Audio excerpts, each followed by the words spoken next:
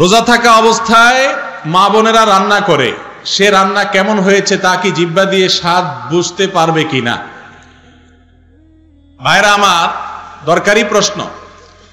রান্না করতে গিয়ে শেফ, বাবুর্চি বা যারা রান্না করেন, মা বোন হতে পারেন, পুরুষরা হতে পারেন, তারা রান্নার লবণ বা মরিচ ইত্যাদি, মশলা ইত্যাদি, স্বাদ ইত্যাদি চেক করার জন্য জিহ্বার আগায় সামান্য একটু 1-2 ফোঁটা নিয়ে চেক করে আবার সাথে সাথে থুতুর সাথে ফেলে দিলে তাদের রোজা ভাঙবে না। এতটুকু চেক করলে রোজা ভাঙবে না। তবে বেশিরভাগ ক্ষেত্রে যেটা হয়, যারা নিয়মিত রান্না বাড়া করেন, 5, 10, 15 বছর ধরে রাঁধেন, তাদের রাঁধতে রাঁধতে একটা কি হয়ে গেছে, আইডিয়া, অভ্যাস হয়ে গেছে। তারা জানে যে কতটুকু লবণ মরিচ দিলে কি হবে না হবে। একান্ত প্রয়োজন ছাড়া এটা করার দরকারটাকে নিজেকে রিস্কের মধ্যে ফেলার, বাকি এটা জায়েজ আছে। এটা যদি কেউ করে, জিহ্বায় নিয়ে থুতুর সাথে ভালো করে ক্লিয়ার করে ফেলে দিবে, তাতে তার রোজা হয়ে যাবে। এই রোজা ভাঙবে ব্যাপারটা সেরকম না। কথা কি বুঝাতে পারছি? এরপরে প্রশ্ন হলো, যাকাত কি রমজান মাসেই আদায় করতে হবে? ভাইরা আমার, আমাদের সমাজে অনেক মানুষ মনে করে যাকাত রমজান মাসে দিতে হয়। এটা এ অর্থে ভুল যে রমজান মাসেই শুধু যাকাত দিতে হয় বা যাকাত আদায়ের মাস রমজান মাস, এরকমটি মনে করলে সেটা সঠিক নয়, এটা ভুল। তবে হ্যাঁ, রমজান মাসেও যাকাত আদায় করা যায়। যাকাতের সম্পর্ক হলো একজন ব্যক্তির যাকাত বর্ষের সাথে। যাকাত বর্ষ কি? যাকাত বর্ষ হলো আপনাকে আল্লাহ তাআলা যাকাত দেওয়ার মতো সম্পদের মালিক বানাইছেন যখন পরবর্তী বছর ওই টাইম আপনার যাকাত বছর পূর্ণ হবে। কথার কথা, আমি জিলহজ মাস, কোরবানির ঈদের যে মাস, এই মাসে আমি যাকাত দেওয়ার মতো নেশাব পরিমাণ সম্পদের মালিক হইছি। 595 গ্রাম রূপা কিনতে যে পরিমাণ টাকা বা সম্পদ লাগে, এই পরিমাণ সম্পদের মালিক আমি হইছি জিলহজ মাসে।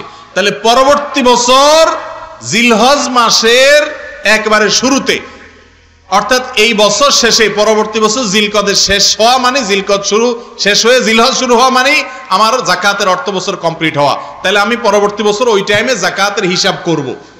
আমাদের দেশে বেশিরভাগ মানুষ যাকাত দেয় রমজান মাসে। ঠিক আছে, রমজানে যাকাত দিলে এটা দোষের না, কিন্তু আপনার যাকাতের হিসাবটা করতে হবে যাকাতের যে অর্থ বছর আসে সে অনুযায়ী। কথা কি বুঝাইতে পারছি? আপনি সম্পদের মালিক, কথার কথা, আপনি চাকরি নিছেন, বেতন পাইছেন, খেটে জমছে, জমার পরে যাকাতের নেশাবের একটা ফিগার আছে না, এই ফিগার হওয়ার পর সেটা যখন হয়েছে পরবর্তী বছর ওই টাইমে আপনার যাকাত আপনার উপর আবশ্যক হবে। এটা প্রত্যেক ব্যক্তির আলাদা আলাদা হবে। আমার যাকাত বর্ষ একরকম, ওনারটা আরেক রকম হইতে পারে, ওনারটা আরেক রকম হইতে পারে, কিন্তু যাকাত আগে দেওয়া যায়। কথার কথা, জিলহজ মাস হইতে এখনো 3 মাস বাকি, আমি এখন থেকে হিসাব করে যদি যাকাত দিয়ে দেই, এটা দেওয়া যায়, আগে দেওয়া যায়। কিন্তু যাকাত রমজানেই দিতে হবে, এটা অনেকেই মনে করে, সেটা ভুল। রমজানেই শুধু যাকাত দিতে হবে এমন কথা নয়, যাকাত সারা বছর ধরে দেওয়া যায়। রমজানে গরিব মানুষের যাতে রোজা রাখতে পারে, ঈদ পালন করতে পারে, সেজন্য আপনি সহায়তা করলেন, সেটা ভালো কাজ। আর শুধু যাকাত নয়, রমজানে যাকাত দেন, পাশাপাশি আপনি রমজানে সাধারণ দান করেন প্রচুর পরিমাণে। বরং যাকাত এটা তো আপনি সারা বছর দিতে পারবেন, কিন্তু রমজানে দানের যে সওয়াব, এটা সারা বছর আপনি পাবেন না। এই জন্য সাধারণ দান দক্ষিণা করেন গরিব দুঃখীকে, আত্মীয় স্বজনকে, এবং মানুষকে যাতে রোজা রাখতে পারে, ঈদ উদযাপন করতে পারে। এরপরে প্রশ্ন হলো, আমি কি আমার বড় ভাইকে যাকাতের টাকা দিতে পারবো কিনা যদি তিনি ঋণগ্রস্ত বা অভাবী হয়ে থাকেন? উত্তর হলো পারবেন। বড় ভাই, বড় বোন, বোনের ছেলে মেয়ে, ভাইয়ের ছেলে মেয়ে, তারা যদি বড় হয় এবং তাদের মতো তাদের সংসার তারা চালাচ্ছে, কিন্তু তারা গরিব অভাবী, যাকাত খাওয়ার মতো যদি হয়, তাদের যে উপার্জন আছে তা দিয়ে তাদের সংসার চলে না, কষ্ট হয়, তাহলে আপনি ভাই হিসাবে আপন ভাইকে যাকাতের টাকা দিতে পারবেন। বরং তাদেরকে বেশি দেওয়া উচিত অন্যদের চাইতে, কারণ তারা রক্ত সম্পর্কীয় আত্মীয়। কথা কি বুঝাতে পারছি? তবে আপনি বড় ভাই, আপনার বাবা মারা গেছেন, ছোট ভাই আছে বেঁচে, তাকে আপনি যাকাতের টাকা দিতে পারবেন না, কারণ ছোট ভাইয়ের দায়িত্ব তখন আপনার উপরে, আপনি তখন লালন পালন করতে হবে তাকে।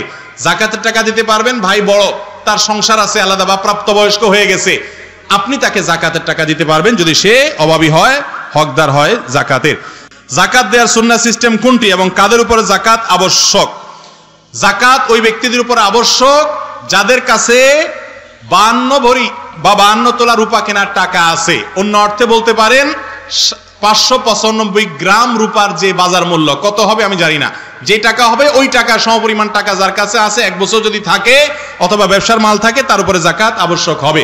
আর যাকাত দিবেন এটা প্রকাশ্যে দিতে পারেন, কিন্তু যাকাত কোনো শাই লুঙ্গি দিয়ে দিবেন না, যাকাত দিবেন নগদ টাকা দিয়ে।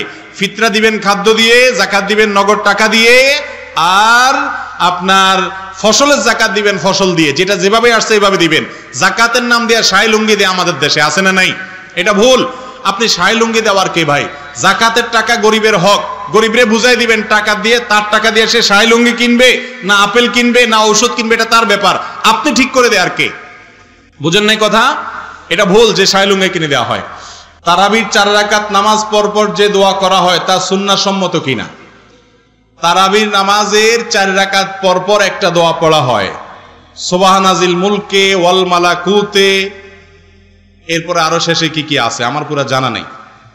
এই যে 4 রাকাত পরপর দোয়া, এই দোয়া কোনো সুন্নাহ সম্মত দোয়া না। তারাবির নামাজ, এই নামাজটা কি আমাদের বাপদাদারা শুধু বাংলাদেশে পড়ছে না আমাদের নবীজিও পড়ছেন? সাহাবীরা পড়ছেন না পড়েন নাই? তাবেঈরা, তবে তাবেঈনরা, সোনালী যুগের স্বর্ণ মানবরা, ইসলামের প্রথম দিকের সালাফে সালেহিন, তারা পড়ছেন না পড়েন নাই? যদি পড়ে থাকেন, ওনাদের তারাবির 4 রাকাত পরপর কোন প্রকার দোয়া পড়েছেন বলে কোন হাদিস থেকে আমরা জানি না, এরকম কোন হাদিস নাই। অতএব তারাবির 4 রাকাত পরপর যে দোয়া, তারাবির দোয়া নামে আমাদের সমাজে প্রচলিত আছে, এটা ভিত্তিহীন। এ দোয়া কি? ভিত্তিহীন। অনেক মানুষ আছে তারাবি পড়ে না, ভাই তারাবি কেন পড়তে যাও না? বলে যে তারাবির দোয়া মুখস্থ হয় না, এখনো দোয়া মুখস্থ হয় না, সেজন্য সে তারাবি পড়ে না। অথচ এই দোয়ার সাথে তারাবির কোনো সম্পর্ক, এই দোয়া আমরা, এই দোয়া তারাবির দোয়া নয়, এটা দোয়ার অর্থ ভালো, এই দোয়ার অংশ বিভিন্ন বর্ণনায় বর্ণিত আছে, কিন্তু তারাবির 4 রাকাত পড়ার জন্য, 4 রাকাত পরপর পড়ার জন্য এই দোয়া নয়। নবী সাল্লাল্লাহু আলাইহি ওয়াসাল্লাম তারাবির 4 রাকাত পরপর এটা পড়তেন না। তার থেকে এরকম বা সাহাবীদের থেকে কোনো বর্ণনা পাওয়া যায় না। ইবাদত করতে হবে কার নিয়ম অনুযায়ী? রাসূলের নিয়ম অনুযায়ী। আল্লাহ তাআলা তার রাসূল সাল্লাল্লাহু আলাইহি ওয়াসাল্লামকে কেন দিয়েছেন? যেন তাকে দেখে দেখে আমরা আল্লাহর সব নির্দেশগুলো মানতে পারি। আল্লাহর নির্দেশ মানতে হবে রাসূলের পদ্ধতি অনুযায়ী। রাসূল হলেন মডেল। আল্লাহ বলেছেন তোমাদের জন্য রাসূলের জন্য মধ্যে রয়েছে উত্তম আদর্শ, উত্তম মডেল। তো তার নিয়ম বাদ দিয়ে নিজের মন গড়া নিয়মে করলে সেটা কি সওয়াব হবে না গুনাহ হবে? বিদায় তারাবির পরপর 4 রাকাতের পরপর কোনো দোয়া নাই। আপনি এই টাইমে জিকির আজকার কিংবা দোয়া কিংবা আল্লাহর কাছে কিছু চাওয়া কিংবা বসে থাকা কিংবা একটু পানি খাওয়া কিংবা একটু পেশাব ওযু করা বা একটু রেস্ট করা, মূলত তারাবির 4 রাকাত পরপর যে অফ যায়, একটু সময় দেওয়া হয়, এটা রেস্টের জন্য। যে টানা 20 রাকাত পড়লে কষ্ট হয়ে যাবে, একটু রেস্টের জন্য দেওয়া হয়। সেখানে আপনি সুবহানাল মুলকে যদি টান দেন, রেস্ট হবে না আরো পরিশ্রম হবে? তাহলে তারাবির 4 রাকাতের পরপর কোন দোয়ার কথা কোরআন বা হাদিস থেকে প্রমাণিত নয়। এরপরে প্রশ্ন হলো তারাবির সাথে রোজার কি সম্পর্ক? তারাবির সাথে আসলে রোজার কোনো সম্পর্ক নাই। তারাবি একটা ইবাদত, রোজা আরেকটা ইবাদত। তারাবি যদি কেউ নাও পড়ে তারপরে সে রোজা রাখতে পারে। রোজা ভঙ্গ হয় কোন কোন কারণে? রোজা ভঙ্গের প্রধান কারণ হলো খাদ্য বা পানীয় গ্রহণ করা বা এর সাদৃশ্য কোনো কিছু করা, স্ত্রী সহবাস করা, ইচ্ছাকৃত বীর্যপাত করা ইত্যাদি। রোজা রেখে দিনের বেলা স্বপ্নদোষ হলে রোজা ভেঙে যাবে কিনা? না, রোজা রেখে দিনের বেলা স্বপ্নদোষ হলে রোজা ভাঙবে না। স্বপ্নদোষ কারোর ইচ্ছায় হয় না, এটা ইচ্ছার বাইরে হয়। ইচ্ছার বাইরে কিছু হলে তার জন্য তার কোনো দায় দায়িত্ব ব্যক্তিকে নিতে হবে না। যার কারণে যদি স্বপ্নদোষ হয় তাতে রোজা ভাঙবে না, তবে গোসল ঠিকই ফরজ হবে, গোসল তাকে করতে হবে এবং রোজা সে কন্টিনিউ করবে যথারীতি। রমজান মাস ইবাদতের মাস, এটা অনেকে বলে, তাহলে অন্যান্য মাস কি ইবাদতের মাস নয়? হ্যাঁ ভাই, রমজান মাস ইবাদতের মাস মানে রমজান মাস বেশি ইবাদতের মাস। শুধু রমজান ইবাদতের মাস, অন্য মাস ইবাদতের মাস নয়, এই অর্থে কেউ বলে না। এরপরে প্রশ্ন হলো শবে কদরের রাতের নামাজের নিয়ম কি? শবে কদরের রাতের নামাজের কি নিয়ম? কয় রাকাত পড়বেন? প্রথম রাকাতে কোন সূরা পড়বেন, কতবার পড়বেন? দ্বিতীয় রাকাতে কোন সূরা পড়বেন, কত রাকাত পড়বেন? জানা আছে তো আপনাদের? জানা নাই? একজনও জানেন না? ইন্না লিল্লাহি ওয়া ইন্না ইলাইহি রাজিউন। হাজার হাজার মানুষের বিশাল সমাবেশ, আপনারা একজনও শবে কদর নামাজের নিয়ম জানেন না? এটা তো খুব খারাপ কথা ভাই, নিয়ম তো জানতে হবে। আচ্ছা আমি বলে দিচ্ছি, শবে কদরের নামাজের নিয়ম হলো অন্য যে কোনো নামাজ যেভাবে পড়েন শবে কদরের নামাজও একইভাবে পড়বেন। এই হলো শবে কদর নামাজের নিয়ম। এমন কোনো কথা নাই যে শবে কদরের নামাজে প্রথম রাকাতে সূরা ফাতিহার পর অমুক সূরা এতবার পড়তে হবে, দ্বিতীয় রাকাতে ততবার পড়তে হবে, এরকম কোনো কথা কোরআন হাদিসে, এগুলা মন গড়া বিভিন্ন সিস্টেম, বিভিন্ন পদ্ধতির কথা, বিভিন্ন আপনার বাজারে নামাজ শিক্ষার বই নামে অনেক বই আছে, সব বই না, কিছু কিছু বই আছে, এইসব বইতে শবে কদরের নামাজ এত রাকাত, প্রথম রাকাতের এই নিয়ম, দ্বিতীয় রাকাতের ওই নিয়ম, এরকম বিভিন্ন কথা বলা আছে। এগুলো সব ভিত্তিহীন, মন গড়া, এগুলো কোরআন হাদিসে নাই। কোরআন হাদিসে লাইলাতুল কদরে অন্য রাতের মতো আপনি নামাজ পড়বেন, একটু লম্বা সময় নিয়ে পড়বেন। যে কোনো রাতের নামাজ, তাহাজ্জুদের নামাজ লম্বা সময় নিয়ে পড়তে হয়, দীর্ঘ রাকাত, দীর্ঘ রুকু, দীর্ঘ সিজদা, আস্তে আস্তে তেলাওয়াত, আস্তে আস্তে তাসবিহ, এবং সময় নিয়ে পড়বেন।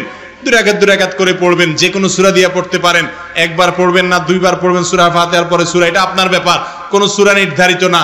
আপনি লাইলাতুল কদরের একটা জিনিস নির্ধারিত, সেটা হলো একটা দোয়া হাদিসে বর্ণিত হয়েছে, আম্মা জান আয়েশা রাদিয়াল্লাহু তাআলা আনহাকে নবী করিম সাল্লাল্লাহু আলাইহি ওয়াসাল্লাম শিক্ষা দিয়েছেন, তুমি যদি লাইলাতুল কদর পাও তাহলে দোয়া করবা। কি দোয়া? আল্লাহুম্মা ইন্নাকা আফুউন তুহিব্বুল আফওয়া ফাআফু আন্নী। আল্লাহ আপনি ক্ষমাশীল, ক্ষমা করতে ভালোবাসেন, অতএব আমাকে ক্ষমা করে দেন। ক্ষমা করতে ভালোবাসেন, অতএব আমাকে ক্ষমা করে দেন। এই দোয়া পড়বেন লাইলাতুল কদরে। এছাড়া আল্লাহর কাছে যে কোনো দোয়া করবেন, দুই রাকাত করে নামাজ যতটুকু পারেন তৌফিকে কুল্লা পড়বেন। কোন সূরা কেরাত নিয়ম নির্ধারিত নাই, সারা রাত আপনি দোয়া করবেন, ইবাদত করবেন। আর এই শবে কদর পাওয়ার জন্য, শবে কদরের ইবাদতের আশায় রমজানের শেষ 10 রাতের সবগুলোতে, বিশেষ করে বেজোড়গুলোতে বেশি বেশি করে করবেন। শুধু 27 তারিখকেই করবেন, অন্যগুলোতে ঘুমাবেন। এটা সুন্নাহ সম্মত লাইলাতুল কদরের তালাশ নয়। রোজা রাখা অবস্থায় করোনার ভ্যাকসিন নেওয়া যাবে কিনা? অনেকের করোনার প্রথম বা দ্বিতীয় ডোজ, অনেকের বুস্টার ডোজের মেসেজ আসছে। এখন রোজা রেখে রমজান মাসে করোনার ভ্যাকসিন নিতে পারেন, কোনো অসুবিধা নেই। সারা বিশ্বের সমস্ত ওলামা একরাম একমত যে ভ্যাকসিন নিলে রোজার কোনো ক্ষতি হবে, কারণ এই ভ্যাকসিনটা আমাদের পেটে বা পাকস্থলিতে যায় না, এটা আমাদের মেডিসিন হিসাবে শরীরে থাকে। সাধারণত চামড়া বা মাংসে বা এমন কোন জায়গায় ইনজেকশন দেওয়া হলো যে ইনজেকশনটা মেডিসিন হিসাবে চামড়ার নিচে থাকে বা গোশতে থাকে বা যেখানে থাকুক, সেটা পেটে পাকস্থলিতে যায় না, সেটা দিলে কোনো রোজার ক্ষতি হবে না। এই জন্য ভ্যাকসিন দিতে পারেন, রোজা রেখে টিকা দিতে পারেন, এবং কি ইনসুলিনও রোজা রেখে দিতে পারবেন। তবে হ্যাঁ, ওই যে গ্লুকোজ, স্যালাইন, সেটা নিতে পারবেন না, কারণ সেটা খাদ্যের কাজ দেয় এবং ওইটার কারণে রোজা ভঙ্গ হবে।